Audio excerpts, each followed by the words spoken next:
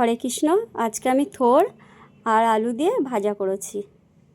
সবার প্রথমে থোড়ের খোসাগুলো ছাড়িয়ে নিয়ে তারপর গোল গোল করে কেটে আঁশটা বের করে নিচ্ছিলাম। নিয়ে তারপর ভালো করে আমি থোড়গুলোকে কুচিয়ে নিলাম।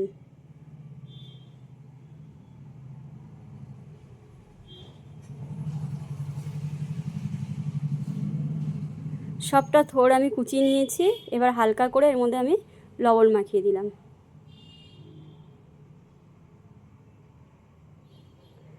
খানিকটা আলু কুচিয়ে ভালো করে ধুয়ে নিয়েছি।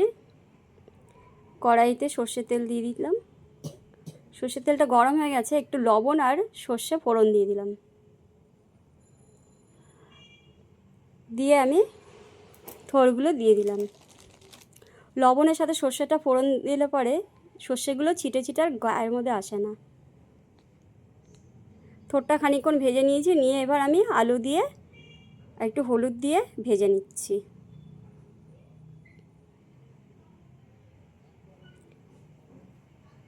ভাজতে ভাজতে বেশ অনেকটা কমে গেছে।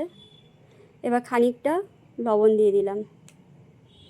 থোড়ের মধ্যে আমার আগে থেকে লবণ দেওয়া ছিল, আলুর মধ্যে দিইনি, তাই এখন অল্প করে লবণ দিয়ে ভালো করে ভেজে নিচ্ছি। ভাজতে ভাজতে একদমই কমে গেছিলো।